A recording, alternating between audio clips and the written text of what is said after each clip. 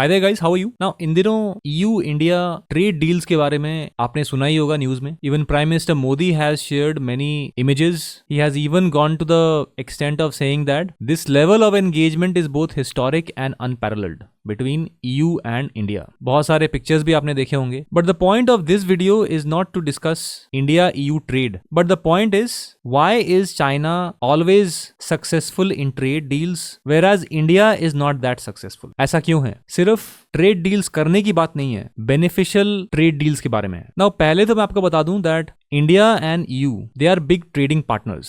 The European Union is a big trading partner of India. इन दोनों के बीच में लगभग 125 बिलियन यूरोस की ट्रेड हुई है, लेकिन इंडिया के फेवर में सिर्फ 2 बिलियन यूरोस का ही है. Whereas अगर हम यूरोप और चाइना का ट्रेड डील देखें या ट्रेड वॉल्यूम देखें तो इनका लगभग 739 बिलियन यूरोस का है, बट फेवर में किसके हैं? चाइना के. लगभग 300 बिलियन डॉलर्स का ट्रेड गैप है and it is in the favour of China. So why is it that China always wins whether it be trading with EU, United States? Now keep in mind that whether it be China, whether it be EU or whether it be India, all of these are very big markets. Now EU का तो map आपने देखा ही होगा. All of these countries are members of EU. Of course, Great Britain is no longer a member. ठीक है. So the question is why China is mostly in a very advantageous position when it comes to trade deals. Now reason broadly 4 हैं. First, economic leverage. We all know that China is a manufacturing giant, manufacturing hub. This is one of the key leverages, key factors. उसके बाद centralized and swift decision making. India में swift decision making उतनी हो नहीं सकती because it is a democracy. So many interest groups are there. So many farmer lobbies are there. So many states are there. Afterwards, China's huge domestic market. This is a attractive market for any business. And afterwards, जब market size से बात नहीं होती, then China also applies economic coercion. मतलब the use of economic force. We'll discuss all of this in slightly more detail in this video.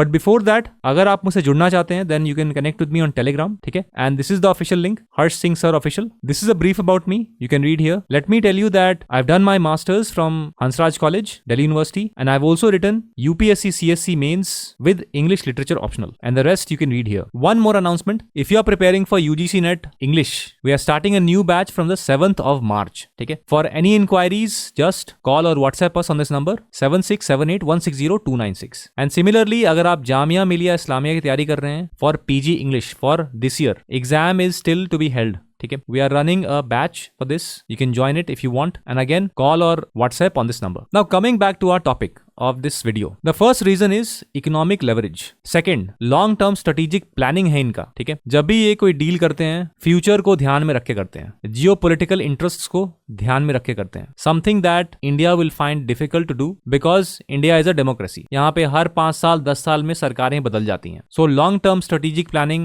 आसान नहीं है. It is possible but not easy. उसके बाद as I said, centralized decision making. उसके बाद negotiation tactics. Now ये सबको पता है that in any trade deal और in any kind of negotiation, अच्छी negotiation टीम होना बहुत जरूरी है. A team that is well prepared. अगर सामने वाले को आप कुछ concessions दोगे नहीं तो भला वो आपको counter concessions देगा क्यों? So it has to be give and take. But जो समझदार पार्टीज होती हैं वो देंगे थोड़ा सा, लेंगे बदले में बहुत सारा. This is one of the strategies of Chinese negotiators. Second, patience and willingness to engage in prolonged discussions, prolonged negotiations. Now trade deals अगर आपने देखा होगा सालों लग जाते हैं, लेकिन फाइनली अगर आप साइन कर लेते हो तो ये आपके देश के लिए, आपकी आवाम के लिए बहुत बेनिफिशियल होता है. Chinese negotiators always have a long term vision and prolonged negotiations में ये पार्टिसिपेट करते हैं हमेशा. उसके बाद domestic market size, as I said, it is attractive for foreign businesses. Then industrial policy. Now India has also got something called made in India, just as China has something called made in China. But the manufacturing base of India is not that strong. It is still very small. So overall, if we see, 2-3 factors हैं. Economic leverage है, strategic cohesion है, negotiation tactics है. And remember one thing that China's exports are $3.5 trillion. India के सिर्फ 450 billion dollars ही हैं. उसके बाद supply chains में China dominates. Now whether it be supply chains of semiconductors, rare earth minerals, green technology, इन सब चीजों पे ग्लोबल चोक होल्ड है. Something that United States, EU find very difficult, क्योंकि इनके अल्टरनेटिव्स नहीं है. और जब अल्टरनेटिव्स नहीं होंगे तो सामने वाले की बात माननी ही पड़ेगी। And as we discussed, centralised decision making. Now unlike a democratic country, China only has one party rule, the communist party. वो यूरोपियन कंट्रीज को और उनकी कंपनीज को मार्केट एक्सेस तो देते हैं, but at the same time they say that state subsidies जो हैं वो नॉन निगोशिएबल हैं, दे विल ऑलवेज रिमेन। सो कभी भी चाइना एक अनफेयर और डिसएडवांटेजियस डील करता ही नहीं है। अगर वो कुछ देगा तो अपने टर्म्स पे देता है। Now let me tell you that United States has also formed something called IPEF talks. ठीक है, what is this? Indo Pacific economic framework for prosperity. इसके 4 पिलर्स हैं, लेकिन अभी भी ये डील जो है पूरी तरह से फाइनलाइज नहीं हुई है। इस पार्टनरशिप में या फ्रेमवर्क में इंडिया भी हिस्सा है, Australia is there, many countries are there, yet this deal hasn't been completed. इसके 4 पिलर्स जो हैं, trade, supply chain, clean economy, tax and anti corruption और लेट्स से फेयर इकोनॉमी, इसमें से 3 तो हो गए। सबसे इंपॉर्टेंट जो है ट्रेड, ये हुआ ही नहीं है, इस पे कोई कंसेंसस नहीं है। So this is how difficult it is for democracies around the world to agree on a trade deal, whereas in the case of China it is not difficult for them. और IPEF के बारे में मैंने इसलिए बताया आपको that when it was started it was thought that it can be a alternative to China, लेकिन आज तक वो पूरी तरह से कंप्लीट नहीं हुआ है। पिलर फर्स्ट जो है, पिलर 1 जो है ट्रेड, उसी पे कोई कंसेंसस बना ही नहीं है। And as I told you in the beginning that economic coercion भी चाइना यूज करता है। For example, when India bans Chinese apps, even China bans Indian apps.